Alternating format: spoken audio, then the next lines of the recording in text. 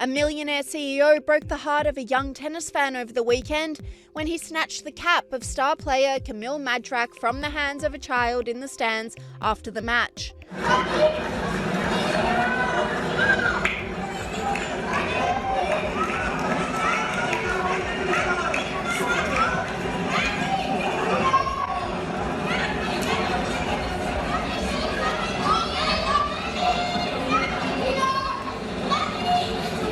The player later took to Instagram and said, "After the match, I didn't record that my cap didn't get to that young boy."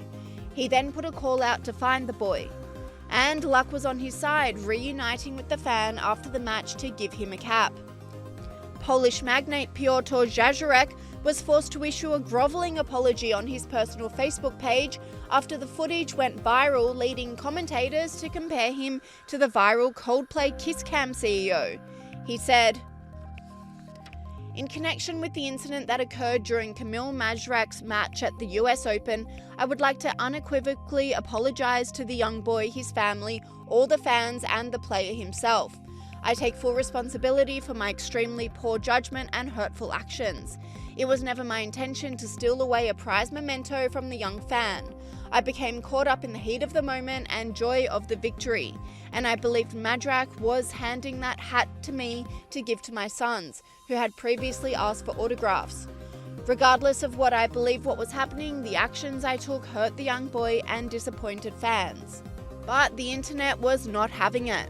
Trustpilot reviews of his company Dogbrock, based in Poland, were scathing, with one person saying, "Disgrace of a man. Seeing a grown man, a CEO no less, snatch a cap meant for a child was embarrassing. Moments like that are about joy and inspiration for kids, not memorabilia hoarding.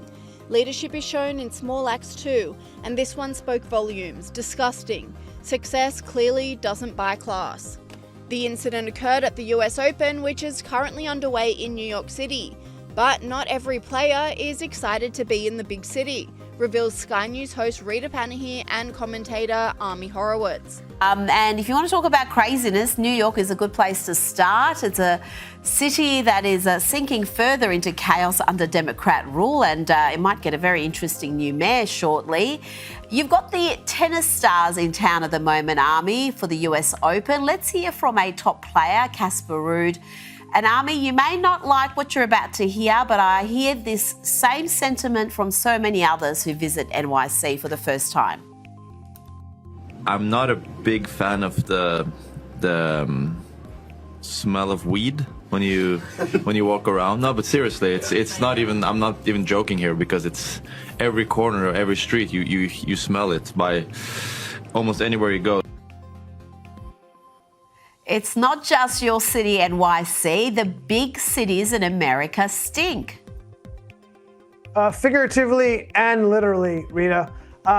Yeah, I mean, this is not that hard. Look, when Marxist Mandami takes over, I think he will solve the problem, because the entire city will stink, and therefore you won't notice it in one particular place or another place.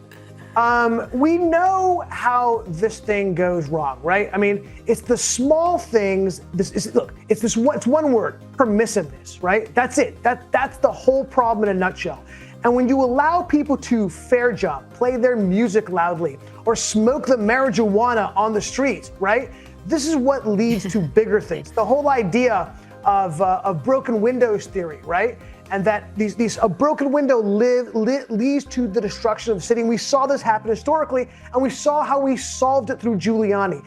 We have such a short historical perspective and historical remembrance, right?